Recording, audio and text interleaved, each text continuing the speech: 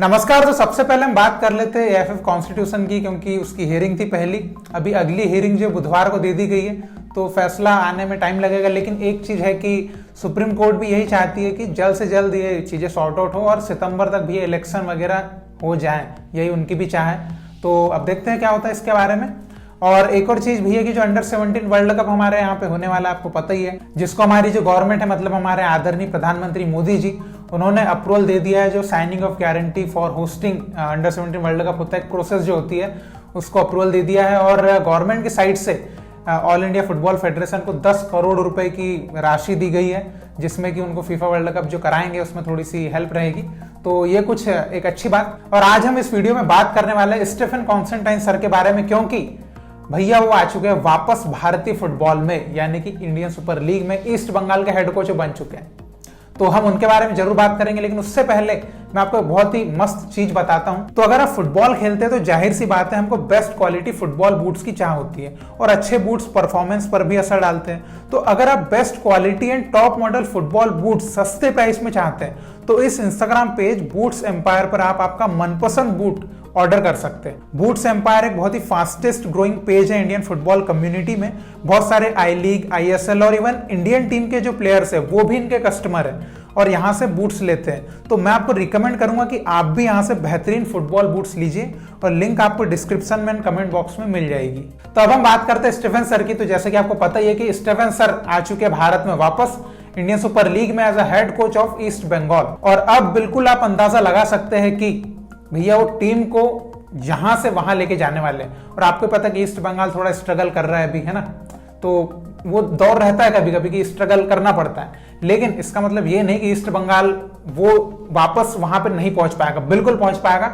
और मैं समझता हूं कि स्टीफन सर जो है वो काम कर सकते हैं, और क्यों कर सकते हैं उसके पीछे कारण है। तो सबसे पहले देखिए कि स्टीफन सर है ना एक बहुत एक्सपीरियंस कोच है, मतलब 1999 के टाइम से कोचिंग में उनका इन्वॉल्वमेंट है, और बहुत जगह पर क्लब्स बोले या कंट्रीज बोले, बहुत जगह कोचिंग दे चुके हैं। और वैसे तो स्टीफन सर का ज्यादातर अगर आप कोचिंग टाइम अगर निकालेंगे तो वो नेशनल टीम्स के साथ ज्यादा रहा है, क्लब्स के साथ उतना नहीं रहा है। और अगर उनका लास्ट अगर आप देखेंगे लास्ट वो कहाँ थे, तो साइप्रस लीग है, वहां पे क्लब में एज अ हेड कोच थे।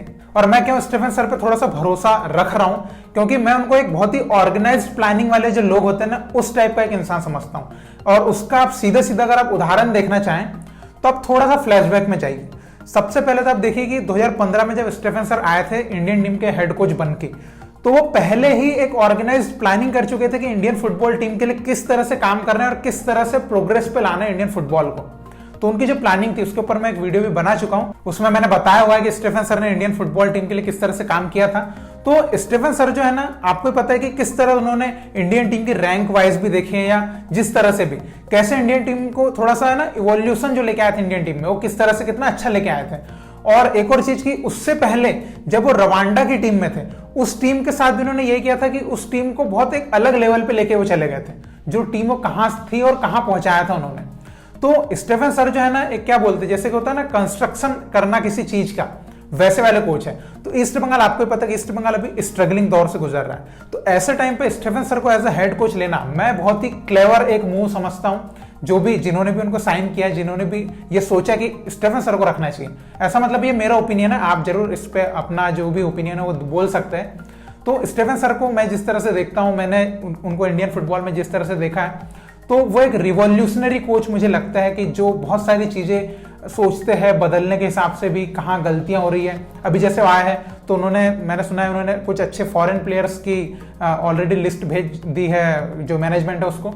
तो आई होप कि अच्छे फॉरेन साइनिंग करें ईस्ट बंगाल, क्योंकि देखिए फॉरेन साइनिंग भी इंपॉर्टेंट है, इंडियन साइनिंग जितनी इंपॉर्टेंट है वो बात तो आपको ही पता ही है। तो आई होप कि अच्छे फॉरेन प्लेयर्स वो लें। और आपको ही पता है कि स्टीफन सर अब थोड़ा दिमाग तो लगाएंगे भैया, क्योंकि उनको ही पता है कि अब हेड कोच बनाया है, तो ऐसा तो है नहीं कि 3 महीने बाद मेरे को सैक कर दे, ऐसा तो कुछ करेंगे नहीं। और मुझे नहीं लगता कि इतने जल्दी, क्योंकि उनका अगर आप ट्रैक रिकॉर्ड देखें तो वो किसी भी जगह एटलीस्ट पूरा सीजन तो रुकते ही है, और है ना, ऐसा तो उनके साथ होता ही है। ऐसा नहीं कि बीच में से कहीं निकले है, वो बिल्कुल पूरा उनका कार्यकाल निभाते हैं, क्योंकि वो काम करते हैं। तो आप में से जो भी ईस्ट बंगाल के फैन होंगे, बिल्कुल एक ट्रस्ट रखिए स्टीफन सर में।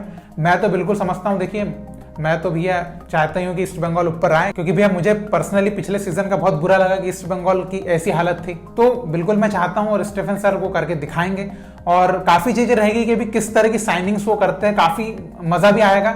और ईस्ट बंगाल इस सीजन कुछ तो भैया तड़कता फड़कता खेलेगा, ये मेरे को बिल्कुल लग रहा है। ऐसा अंदेशा जो होता है ना, वो इंट्यूशन बोलते, वो ऐसा लग रही है मेरे को कि कुछ तो इस सीजन है ना, क्योंकि कोच थोड़े अच्छे ले रहे हैं और प्लेयर्स भी आई होप कि वो अच्छे ही साइन करेंगे जैसा कि मैं सोच रहा हूँ।